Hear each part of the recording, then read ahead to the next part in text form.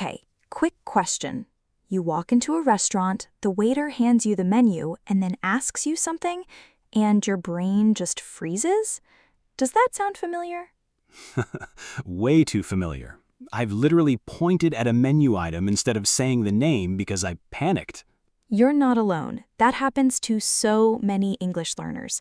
And honestly, ordering food is one of the most common real-life English situations you'll ever face. Which is exactly why today's episode is going to fix that for good. Welcome back to Talk with Emma. I'm Emma. And I'm Jack. Today, we're breaking down exactly how to order food in English, the phrases, the small talk, even how to handle mistakes or complaints, so you walk into any restaurant feeling confident. By the end of this, ordering food won't feel scary anymore. It'll feel like second nature. Let's get into it. Before you even sit down. So Jack, let's start right at the door. What's the very first thing that usually happens when you walk into a restaurant? Usually, a host or waiter greets you and asks how many people are in your group. Something like, "Good evening, how many?" Or "Table for how many?"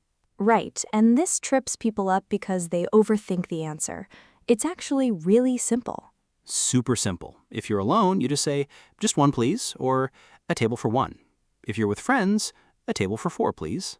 And sometimes they'll ask where you'd like to sit. Would you like a table by the window, or is anywhere fine? And you can just say, "Anywhere is fine," if you don't have a preference. No need for a long sentence. That's the first thing I want listeners to notice today. You don't need complicated English to sound natural. Short, polite answers work perfectly. Exactly. Confidence comes from simplicity, not from long sentences. Okay, so that covers walking in and getting seated. Now let's talk about what happens once you're at the table. Segment 2. Reading the menu and asking questions. All right, so you're seated, the waiter hands you a menu, and then says something like, "Take your time," or "Can I get you started with something to drink?" This is where a lot of learners freeze because menus are full of unfamiliar words, sauces, cuts of meat, cooking styles. It can be overwhelming. Totally. But here's the good news. You're allowed to ask questions. That's what waiters are there for. Give us a few examples of that. Sure, if you don't understand something, you can say, "What is this dish exactly?" Or "What does this come with?" Or even simpler, "Could you explain this to me?" I actually did that in Thailand once, and the waiter was so happy to explain the dish. It turned into this whole nice little conversation. See, that's the thing. Asking questions doesn't make you look less fluent. It actually makes the interaction more natural. What if someone's not sure what to order at all? Then you can ask for a recommendation. What do you recommend, or what's popular here? Waiters love that question, honestly. Oh, and what about dietary needs? That comes up a lot too. Good point. If you're vegetarian, you'd say, "Is this dish vegetarian?" or "Does this contain meat?" For allergies, it's important to be direct.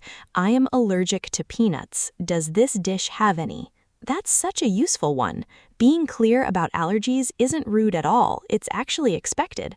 Right, restaurants deal with that question constantly. Nobody's going to think it's strange.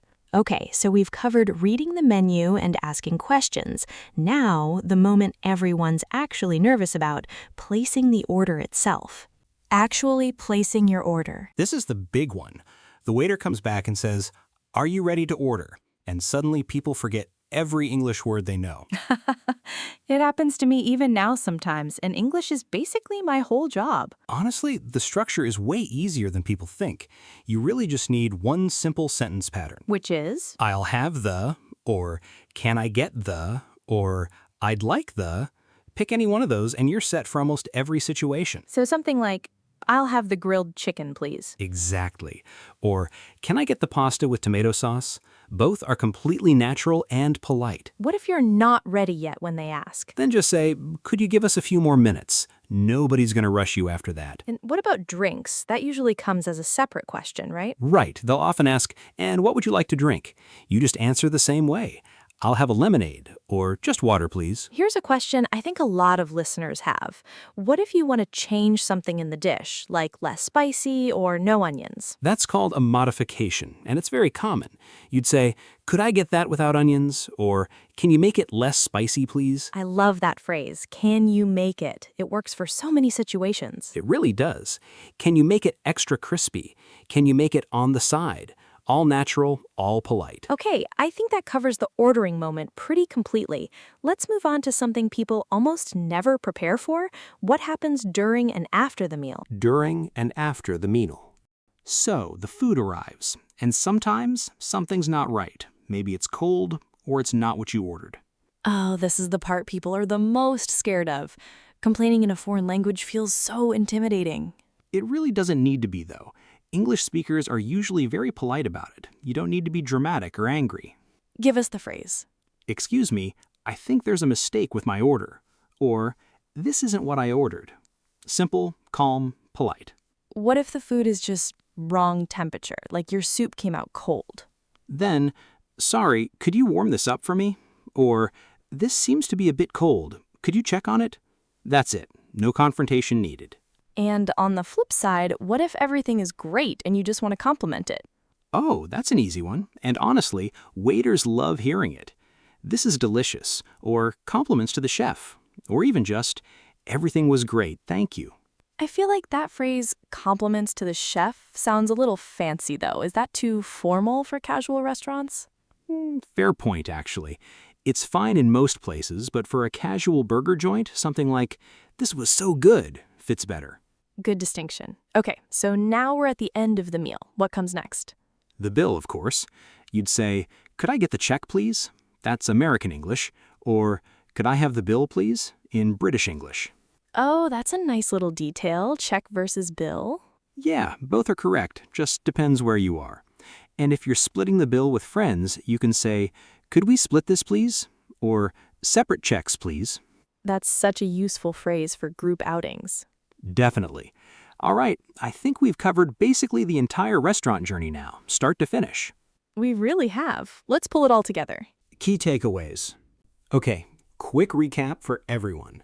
First, getting seated. Keep it short. A table for two, please. Second, reading the menu. Don't be afraid to ask questions. What do you recommend? Or is this vegetarian? Third, placing your order. Just use one simple pattern. I'll have, can I get, or I'd like. Fourth, handling problems calmly and politely without stress. And fifth, wrapping up with, could I get the check, please? Honestly, once you know these 5 moments, an entire restaurant conversation becomes manageable, even easy. It really does come down to memorizing a handful of patterns, not hundreds of separate sentences. That's it for today's episode. If this helped you feel even a little more confident about ordering food in English, that's exactly why we made it. Try using one of these phrases the next time you're at a restaurant, even in your head, just to practice. And if you enjoyed this episode, hit subscribe, drop a comment telling us your favorite dish, and let us know what topic you want us to cover next. Maybe next time, ordering coffee or making small talk with a waiter? Ooh, I like that. We'll see you in the next episode. Thanks so much for listening. Bye, everyone, and go order something delicious.